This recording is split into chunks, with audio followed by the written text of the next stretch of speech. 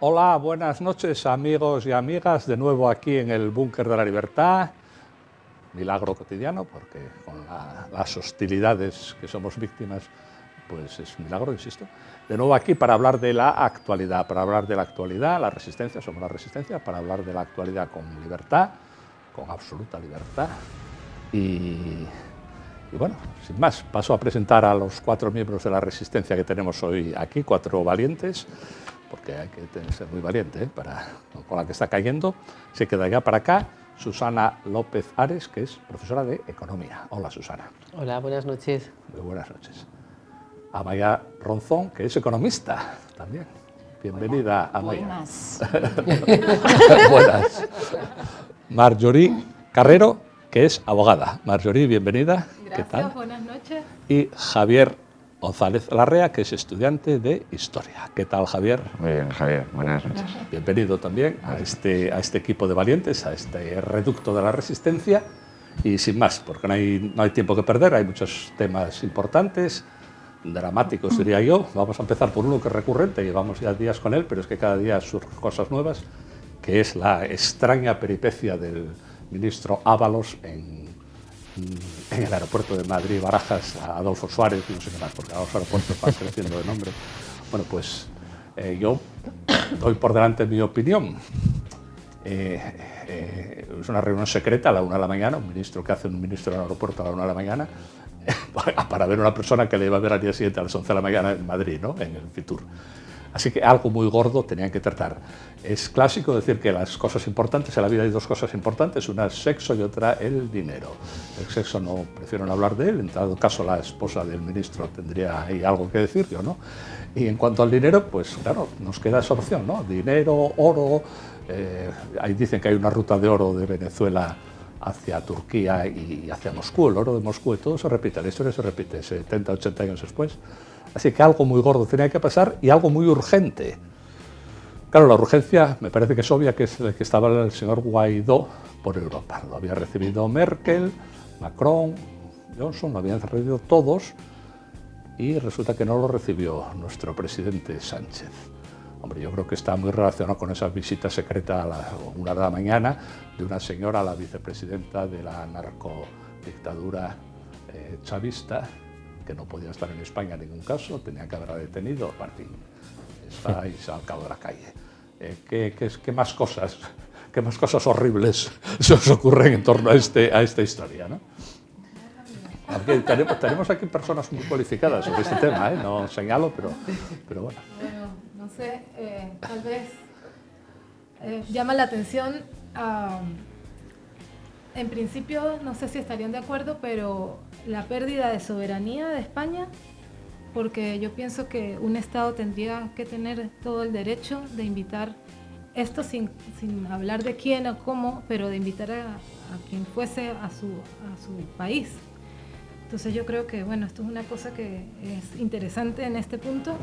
Y por el otro, yo diría también que que hay chanchullos económicos y que se están cocinando entre Venezuela y empresas españolas y líderes políticos españoles. Eso se ve.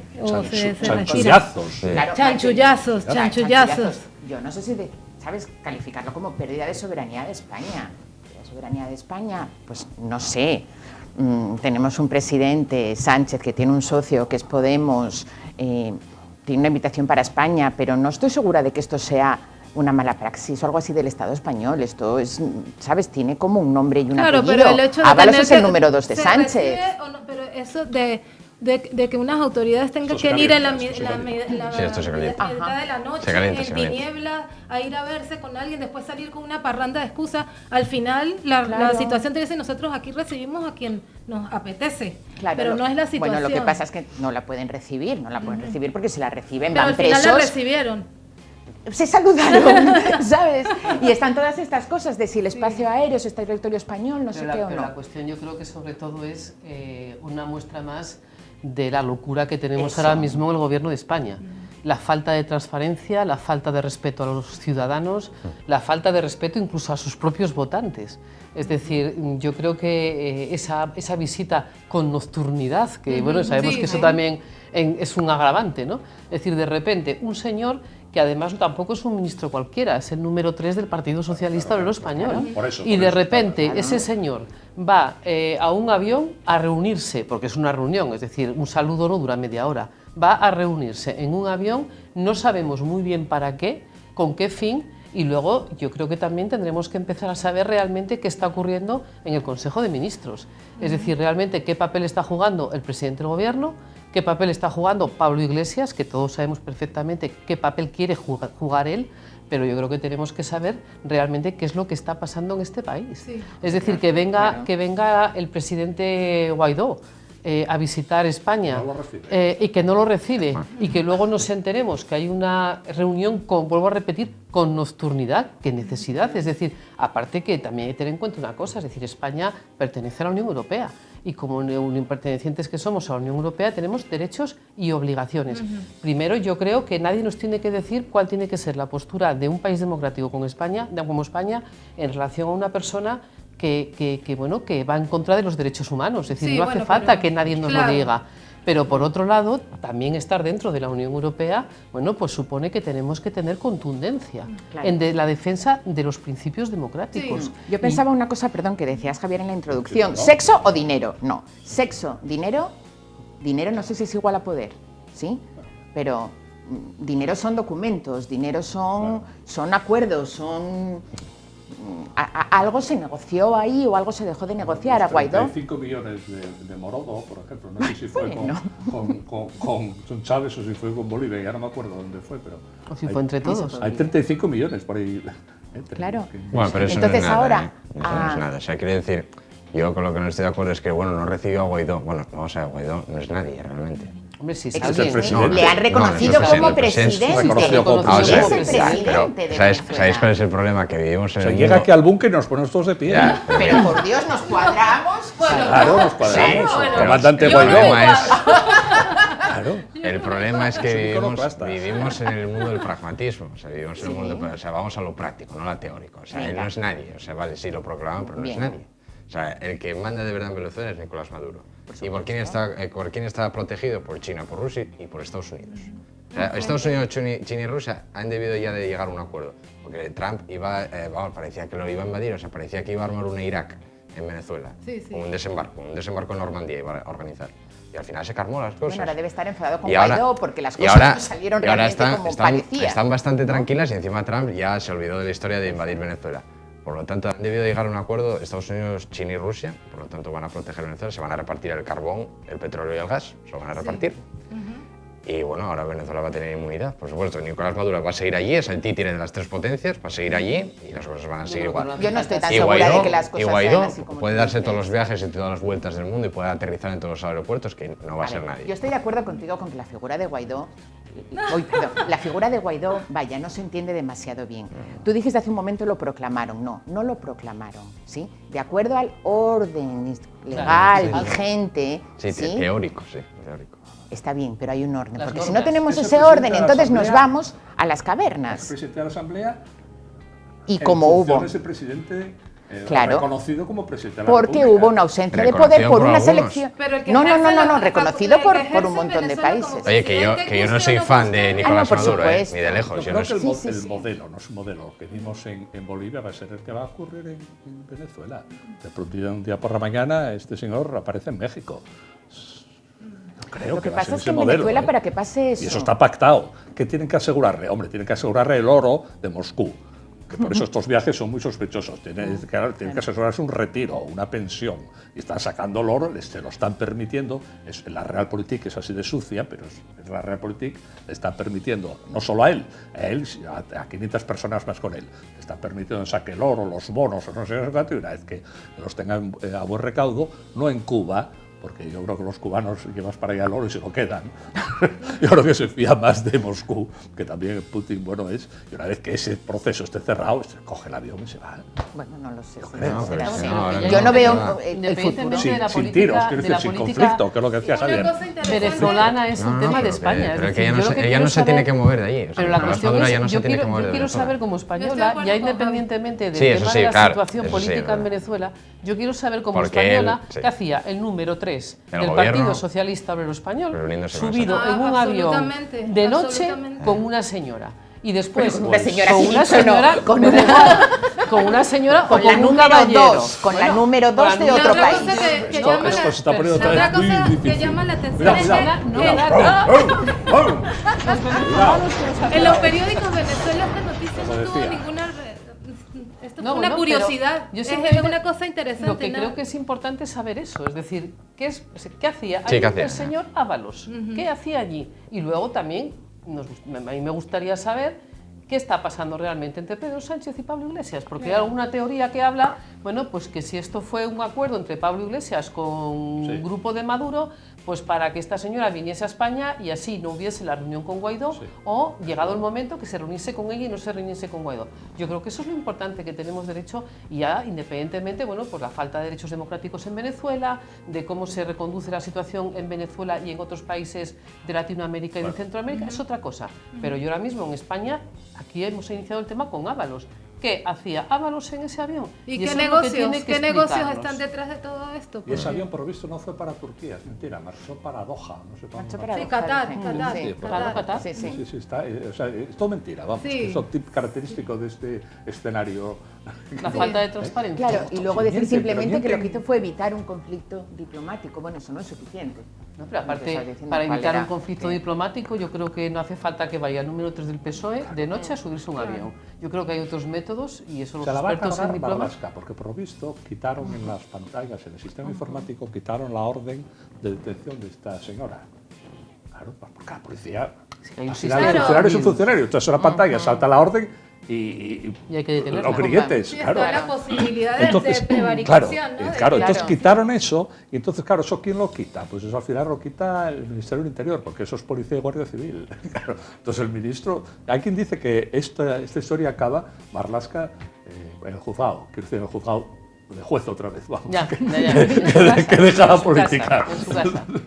No, pero vamos, yo creo que es, decir, es que es un ejemplo de la mentira, de la falta de principios, bueno, de estos nuevos tiempos que estamos viviendo, que muestra la parte más negativa de la política, que significa que con tal de estar en el poder somos capaces de hacer cualquier cosa. Y luego también, es decir, que se monte con nocturnidad una reunión como esta y que se conozca a los 5 minutos, pues también da el nivel... Mucha ingenuidad, que pensaban que no se iba a saber.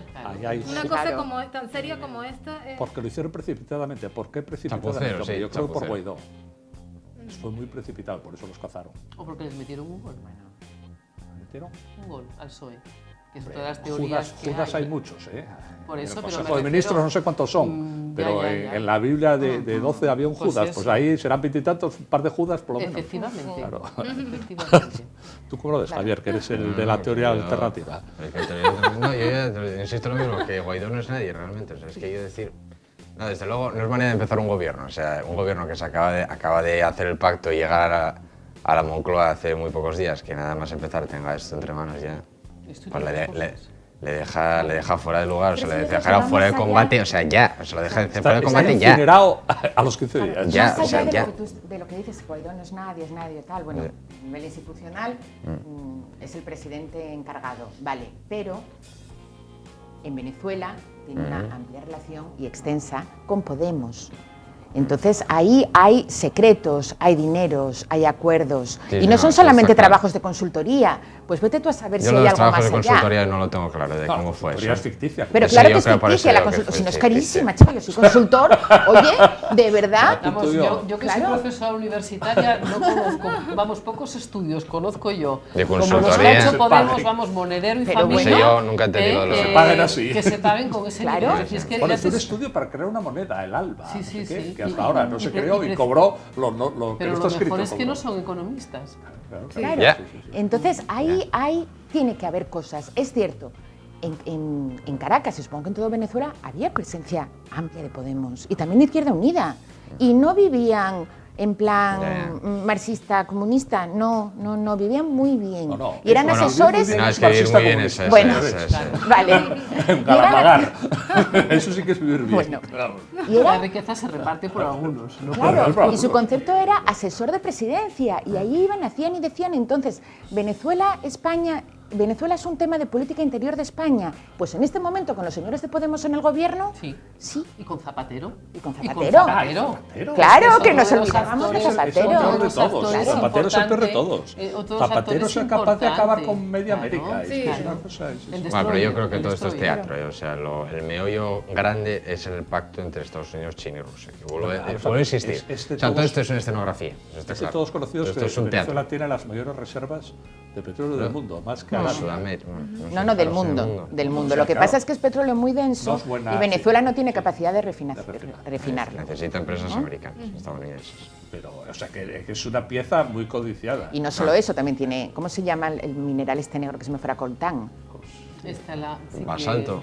No, el que se usa para los chips Para de los electrónica, chips, coltán, coltán. coltán, ¿no? Sí, sí. Ajá. Hay también mucho por el centro. Pues como que sí, pues después de Mucho no poco. Sudáfrica, Centroáfrica, las siguientes reservas están en Venezuela. China no tiene, por ejemplo. Ya. O sea, Venezuela es rico Precisamente. en minerales. Sí, lo que no es rico es en ejecución, porque vaya, se complica. Aquello de ponerse a tecnología. trabajar, la No, tecnología, la tecnología. coordinar, gerenciar y sacar adelante una obra, parece que no nos sale demasiado bien, ¿no? Pero esos recursos están ahí. Vamos a hablar de otra pequeña catástrofe. Ajá. Junqueras, conocido por todos, Oh, Dios mío. no hace falta presentarlo, quiere hacer otro referéndum. O sea, como le salió barato porque van a Otro soltarlo más. cualquier día, quiere hacer otro referéndum de independencia, tan ilegal como el anterior, o que se lo legalice Pedro Sánchez. Pero estábamos en estas, y de pronto esta mañana sale el señor Torra y hace una operación genial.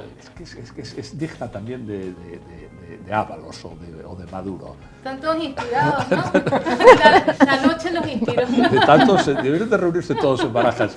Porque dice, vamos a ver, voy a convocar elecciones, pero no todavía. Como hizo Y Zapatero. antes voy a aprobar sí, lo hizo Zapatero. Y antes voy a aprobar los presupuestos. Oye, si usted aprueba los presupuestos y después un nuevo gobierno, hombre, dejará que el nuevo gobierno haga sus presupuestos, ¿no? Es poner realmente el carro delante de los bueyes. Y además, no se sabe cuándo, porque claro, hay unos recursos para que lo inhabiliten, para que pierda el escaño, porque todo, claro, estamos en un Estado de Derecho, aunque ellos crean que no, y claro, este señor tampoco se lo puede echar, que lo van a echar, pero antes de 2, 3 o 4 meses de recursos. Entonces la situación es... y además quiere reunirse con Pedro Sánchez la semana que viene, porque claro... él sigue Y siendo se reunirá el con él. presidente, etcétera.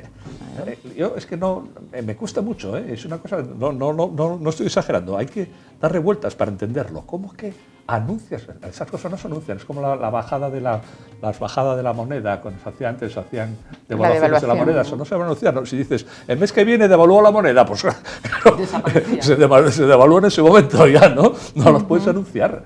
Y menos si vas a aprobar los presupuestos la semana que viene, como pretende, que no sé si podrá, supongo que podrá, cuando lo dice, ¿no?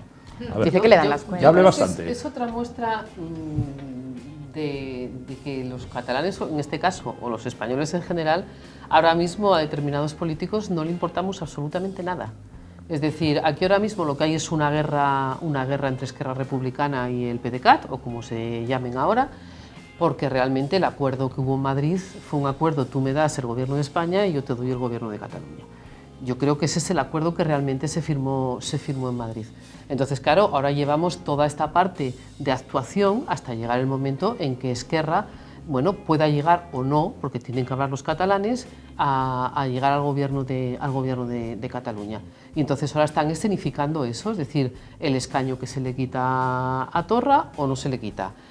Torra dimite, pero no dimite rápidamente porque, bueno, él también quiere ganar las elecciones cuando haya las elecciones. Entonces esto no deja de ser bueno, pues lo que decía antes, lo peor de la política. Es decir, la política se ha transformado en estrategia pura y dura para llegar al poder por el poder y no para resolver los problemas, en este caso, de los catalanes. Y prueba de ello es los años que llevan en Cataluña sin presupuesto, porque llevan trabajando única y exclusivamente por escenografía política y nadie se preocupa ni de las listas de espera, ni de los colegios, ni de la dependencia, ni se preocupa de nada, es decir, porque estamos en estrategia política pura y dura. Y aquí ahora mismo, bueno, pues es la defensa del PDeCAT o de Torra, Puigdemont, que es quien está detrás, para que Esquerra Republicana no gane las próximas elecciones en Cataluña, o la suma PSOE, Podemos y Esquerra Republicano no sea mayor que el PDeCAT. Pero fijaros que en esas elecciones a Esquerra más se puede ir bastante mal, ¿eh?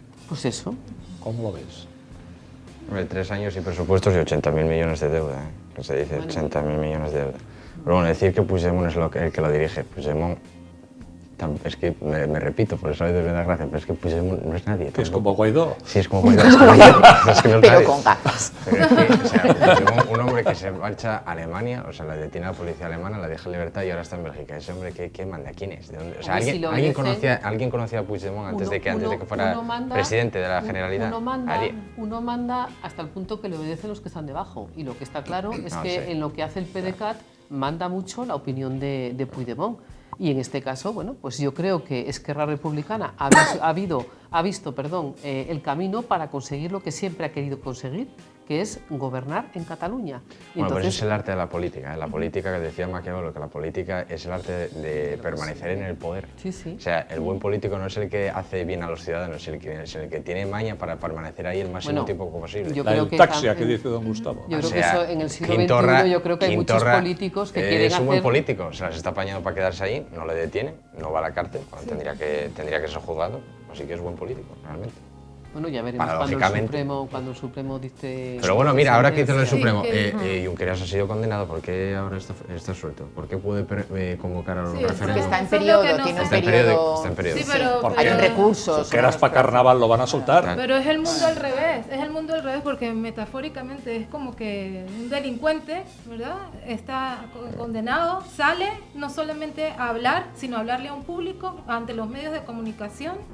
Y encima de eso, a decir que va a reincidir en el crimen. Claro. Y la respuesta de las autoridades es: vamos a dialogar. Claro. No, está claro que una vez que se cruza la línea roja ya no hay vuelta atrás. Pero de acuerdo al orden vigente, que hasta que se cambie es muy importante mantenerlo. Sí, tú tienes una sentencia, yo no soy abogado, ¿Okay? Pero tienes una sentencia, eres condenado, culpable.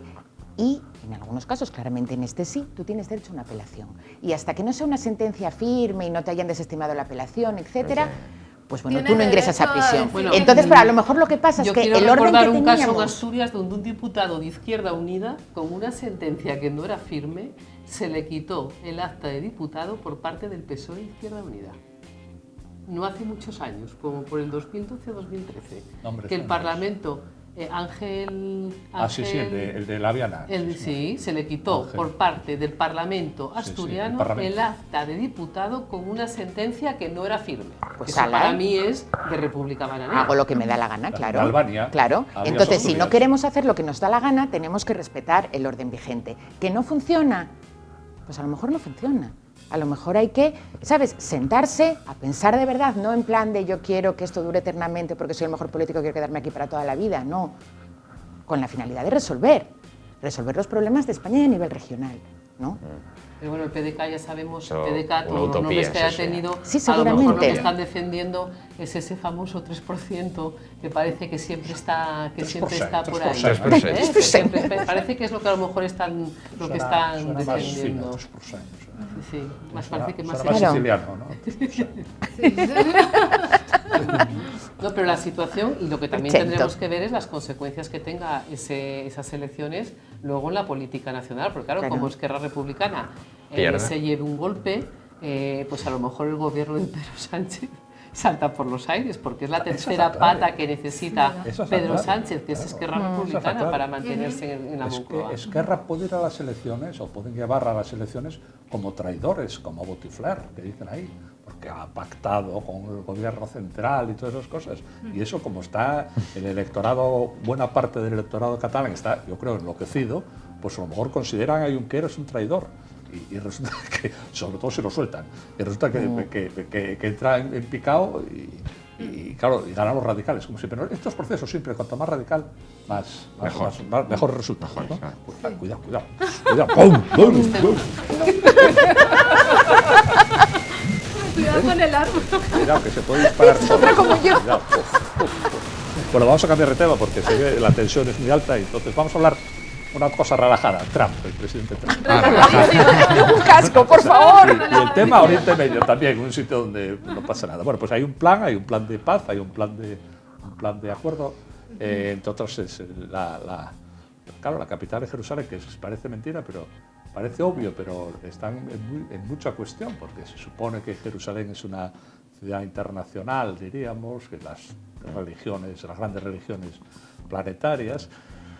Y la voluntad es esta, por lo menos Trump ya trasladó la embajada hace un año o dos, trasladó la embajada de Tel Aviv a Jerusalén. Y a ver, ahora yo lo confieso, y espero que ahora sí que va a caer un pepino. Yo soy muy pro-Trump en todo, y es todo lo contrario de lo que se dice. Llegó a un acuerdo con Canadá de comercio, llegó a un acuerdo con México de comercio, a este gamberro de Corea del Norte se las trae tiesas, retira las tropas de Siria.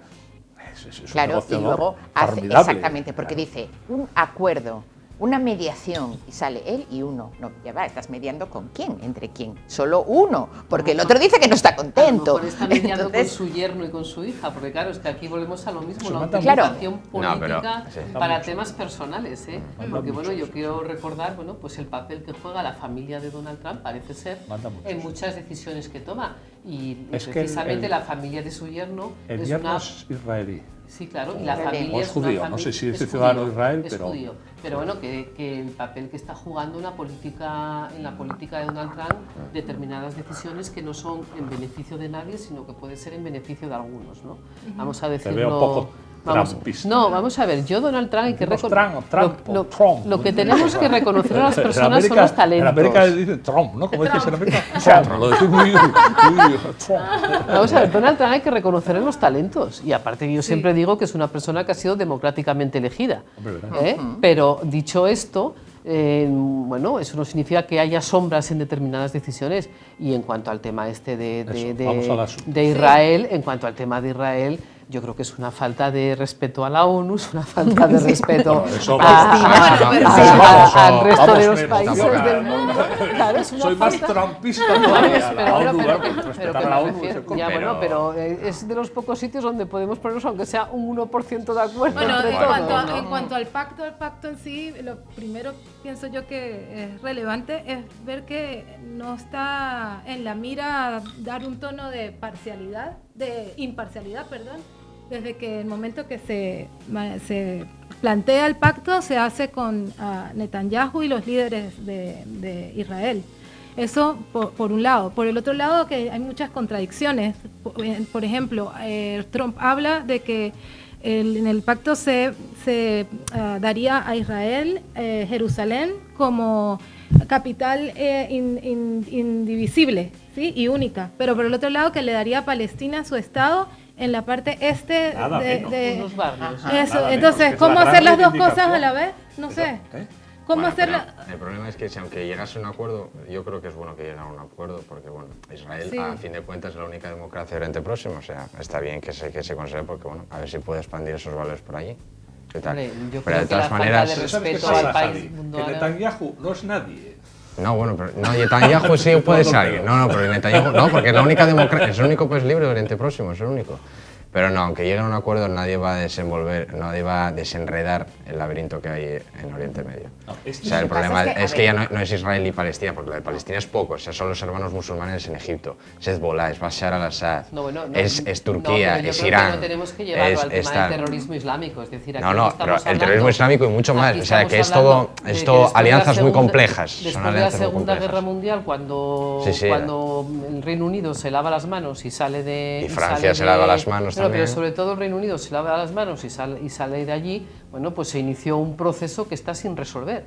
Entonces, la cuestión está, y con la inestabilidad que esto genera, y hasta qué punto le puede interesar a las... Yo no hablo de esta unión entre Rusia y Estados Unidos, no, es decir, la Guerra Fría terminó de una manera, pero empezó otra Guerra Fría con dos actores principales, que son Rusia por un lado y Estados Unidos por otro. Es decir, la Guerra Fría sigue existiendo y las dos líneas tradicionales siguen, desde mi punto de vista... Y Rusia parece... Sí, pero cuidado. Sí, no, tendremos que taparnos. Que Bashar al-Assad, mucho cuidado, que Bashar al-Assad y Khomeini en su día, los dos los puso Francia.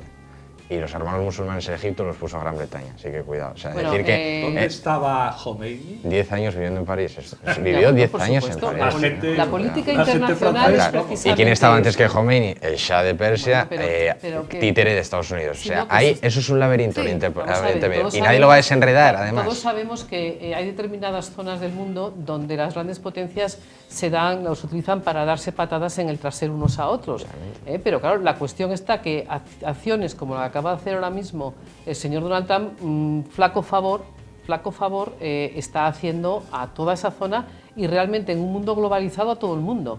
Porque eso que ocurría en los años 60 o en los años 70, donde tú montabas una guerra en un determinado sitio y más o menos esa guerra la tenías más o menos cerrada, pues eso en el siglo XXI no ocurre. Y yo creo que es una falta de responsabilidad por parte de Donald Trump y sobre todo vinculado la defensa de Israel lo hace bien, porque lo he dicho, Israel es el único país libre y democrático de Oriente Próximo. Israel eso hace bien. Vamos a ver, sobre el tema de los derechos humanos en Israel podemos decir muchas cosas. Es el único país con matrimonio gay, el único país donde hay elecciones libres, el único país donde hay igualdad entre hombres y mujeres. Y el único país que tiene 1 millón de árabes que están en el Parlamento. Que tienen ciudadanía israelí. 1 millón de musulmanes con ciudadanía israelí. ¿El Parlamento está? O sea, con ciudadanía israelí. Es una cosa... Y hay personas de todo el mundo, porque ahí viajan musulmanes. Jerusalén es ciudad sagrada del Islam. Musulmanes de todo el mundo que van allí a peregrinar. O sea, por supuesto, que las acciones del ejército israelí son muy discutibles. Por supuesto. Ahora, Israel es el... Y el respeto de los derechos humanos. Hay una diferencia visual. Pero volviendo al anuncio del pacto. Eso, vamos a... Claro. Él dice, esto es un pacto. Bueno, pues pacto significa otra cosa para Trump, ¿no? Como del consigo mismo. Del consigo mismo. Entonces no es un pacto, vamos a llamarlo de otra manera. Una mediación, tampoco es una mediación porque la otra parte no está de acuerdo. Es una oferta. Eso es, perfecto. Es una oferta, es un proyecto. Ahora venga, vamos a ver cómo se hace. Piensa, ¿no? Como palestino.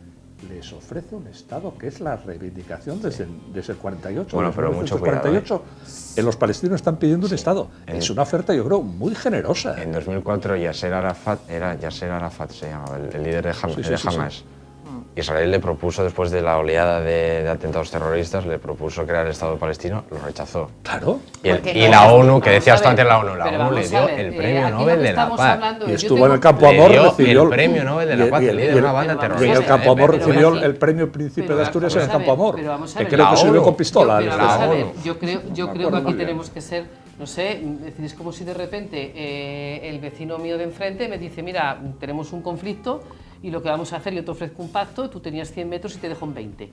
Entonces, yo te ofrezco un gran pacto y tú vas a coger y lo vas a aceptar. Pero en este caso les ofrece un Estado. Bueno, un Estado. Bueno, pero que no es el que ellos quieren, tendrán que negociar y ponerse de acuerdo. En esta vida, lo que ellos quieren, claro, ellos quieren todo.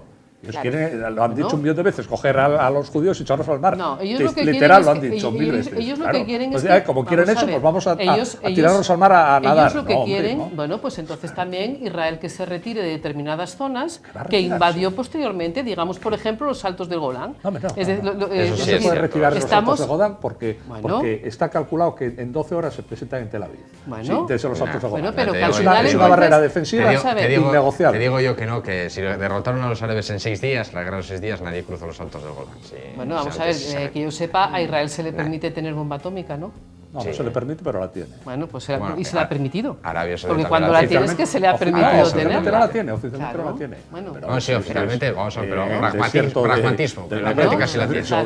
Es decir, al final... ¿Cómo se llama? La central nuclear esta que tiene ahí en Negev. Claro, entonces... Bueno, también la tiene Sudáfrica ahí, ¿no? Arabia Saudita también tiene. Y como curiosidades de esto, se da justo en el momento que está el juicio contra Trump.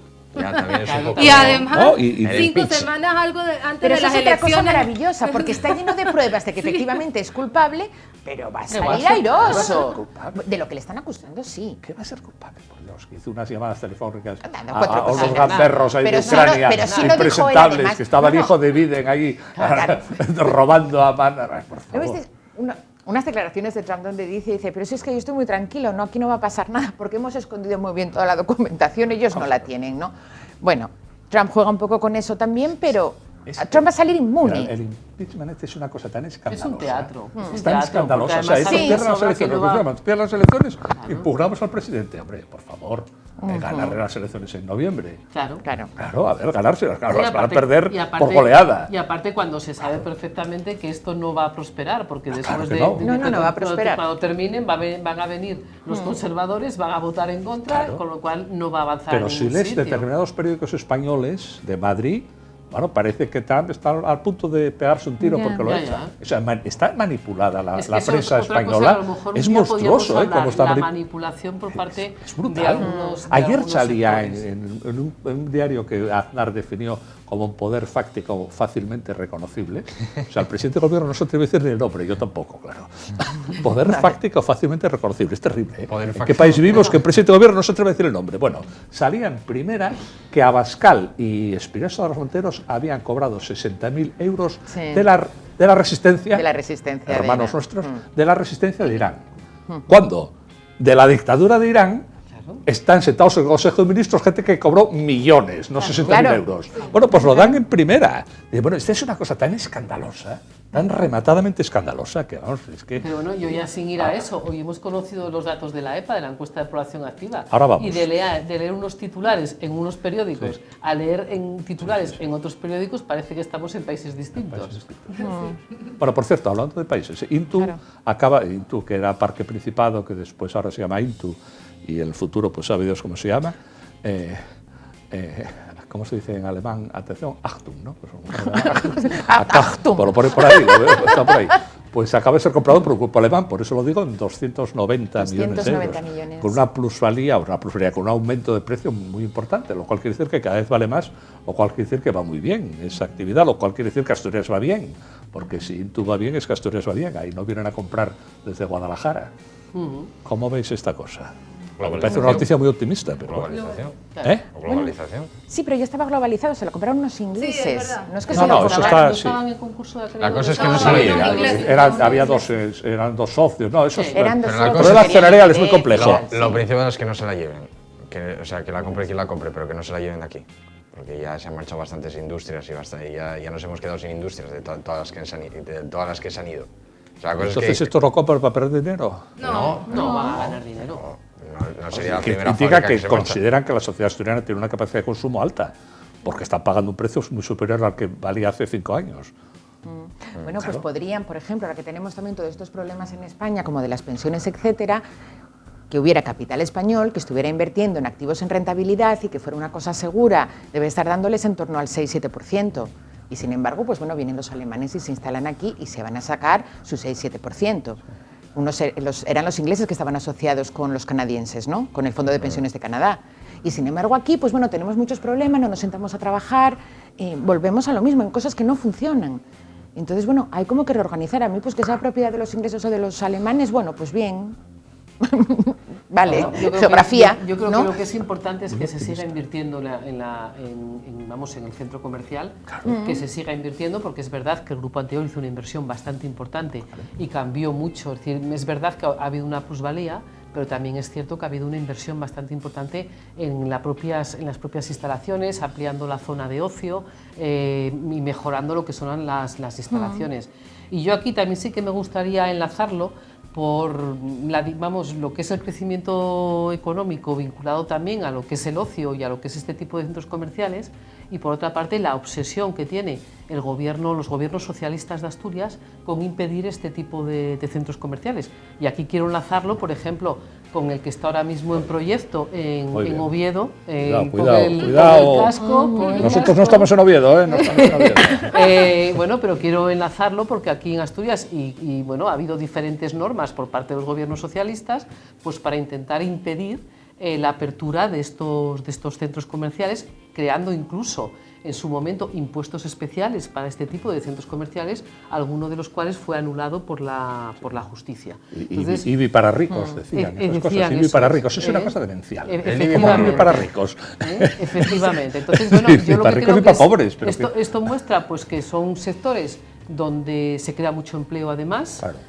Donde tenemos cadenas pues, de ropa, cadenas de restauración, tenemos una serie de cadenas que generan mucho empleo y donde aparte los asturianos vamos, bueno, pues a comprar o a pasar nuestro ocio. Y además y a consumir. Demuestra que lo hace bien, porque el que lo hace mal, vamos a ver, es una obviedad. Calatrava. Calatrava cerró, pues porque metieron la pata, obviamente, como pasa en el mundo empresarial. Y sin embargo, lo hace bien, pues va a más, como van estos de... Bueno, pero Calatrava también fue comprado ahora por otro fondo para crear una oferta distinta que parece ser una oferta de ocio más que una oferta de centro comercial al uso, ¿no? Son muy valientes, porque ese edificio yo creo que... Bueno, veremos a ver qué es lo que ofrecen, es decir, si ofrecen... Se cae. No, de hecho el hotel lo compraron también, ¿eh? El hotel sí, lo compraron la cuestión ahora. es si se ofrece un grupo, algo que ahora mismo... Lo ha comprado Eurostar, el mismo grupo de Reconquista. Sí, vamos, pero yo lo que digo es que si ahí consigues ofrecer algo distinto, lo que está claro que en Oviedo tenemos un determinado número de centros comerciales en el centro que parece que satisfacen la demanda que hay en la ciudad y o de los alrededores. Bueno, pues si en el Calatrava se tiene que montar otro tipo de producto distinto que sea demandado, pues es que ojalá, si no podemos hacer porque nada eso con ese será edificio. También riqueza para la zona del Cristo, que no le vendrá mal. Bueno, ahí hay el proyecto universitario que sí, prefiero callar, vamos a ver. Bueno, tú alcanzaste la universidad con 42.000, 43.000 alumnos y ahora tiene 22.000. Bueno, y además yo me acuerdo, yo hice un ahora, estudio... Y quieren ampliar los edificios, ¿pero para qué? Con otros autores hice un estudio que está publicado en los años 90, donde nosotros ya, en base a una proyección de la población en Asturias, ya dijimos que la Universidad de Oviedo iba a llegar a 22.000 alumnos. Y está. Porque los alumnos tienen esa costumbre de nacer 18 años antes de ir a la universidad. Y como la movilidad, es la que es, bueno, pues eso era previsible. Bueno, pero que me refiero, Oviedo tiene que pensarse un poco a ver qué es lo que podemos ofrecer en las diferentes zonas de Oviedo. Y también quiero decir, es decir, el hospital, el antiguo hospital, bueno, pues hay edificios que tienen problemas estructurales que tendrán que ser derruidos y eso también tendrá un coste. Eso hay que tirarlo. Por eso, ¿cuál es el coste de tirarlo? Eso todo eso, Prados. Prados, muy bien, coincidimos. Prados, un espacio para conciertos que siempre no hay, y Prados para estar por ahí. Al final lo que tendremos que ver es que hay ahora mismo dos espacios liberados en Oviedo, que es la zona de Luca y otra zona que es la zona de la Vega. Y lo que habrá que ver es, bueno, pues de lo que se haga con esas dos zonas en Oviedo dependerá el futuro económico y el futuro del empleo en Oviedo. Luca, Prados y la Vega se la regala al Ministerio. Bueno, hazte cargo de la Vega. Un parque tecnológico, sí, pero no te dejan porque edificios de enorme valor arqueológico. Un parque tecnológico tipo el que hay en Gijón, en La Vega, aprovechando determinadas cosas que hay ahí. Lo puedes hacer en La Zalia, en Sariego o en no tienes por qué hacerlo en el centro de la ciudad. Bueno, o en Oviedo, aprovechando las naves que tienes ahí. Quieren hacer un polo bioquímico, no sé qué. Un polo bioquímico lo haces en Sariego, o lo haces en Grau. No, vinculado a toda la investigación transporte urbano. La idea es mala, porque tener una fábrica en el centro de una ciudad no puede ser. No estoy hablando de fábrica, estoy hablando de un parque tecnológico. Pero quiero decir, la Vega está como la fábrica de gas, porque no se puede hacer una fábrica en el centro de una ciudad. Bueno, pero se puede último tema, atención, antes de que nos comparten, último tema. Ahora la de cal, ¿cuál es la buena? La de arena. La de arena. Nunca lo he tenido muy claro. Nunca lo entendí. Bueno, pues ahora la mala. El paro sube en Asturias por primera vez en 7 años. Quinto Asturias. ¿Cómo lo veis? Como que ahí no ¿Qué vale? ¿Por qué complementar? Yo ahí no me encajan estos datos. Pero bueno, sí, no encajan, ¿no? ¿Qué os parece? Es una calamidad No, la calamidad, esto se va a quedar vacío. Asturias dentro de 20 o 30 años se va a quedar vacío. Esto es un desastre tras otro desastre, tras otro, o sea... ¿Quedaremos aquí en el búnker 4? Sí, tal vez, porque la natalidad se desploma en toda España. Bueno, en todo Occidente se desploma, en España también y en Asturias muchísimo. Y encima, si esto le sumas desastres como este, pues esto no hay que lo reconduzca, es que esto no hay que lo reconduzca. A este paso no hay que lo reconduzca. ¿no? Es que es muy complicado. ¿Cómo? O sea, la situación del empleo en Asturias es muy complicada, entonces hay mucha gente también que se va fuera de Asturias, ¿no? Situación. Claro. Bueno, no hay mucho Pero trabajo. bueno, ahí vemos al presidente del Principado feliz consigo mismo, ¿no? También, es decir... Y Sánchez también está feliz. feliz. ¿Qué edad tiene el señor Barbón? No lo sé. 40 años. Accedo a la presidencia del Principado y estaría encantado. Digo, caramba, Sí, esto marcha. Ya, Qué bueno, bien pero me va. es que una vez- Soy presidente del Principado. Qué bien me va. Pero una claro, vez es que... pasada la alegría de decir, bueno, he llegado a ser presidente del Principado, luego llega la soledad, que es cuando te sientas en el despacho y ahora a ver qué hago yo con esta comunidad. Él creo que está obsesionado. Yo creo que es una persona inteligente, de buena persona, que está obsesionado con estar aislado. Creo que Sí. quiere salir, porque dice que por ahí por el edificio todo es presidente.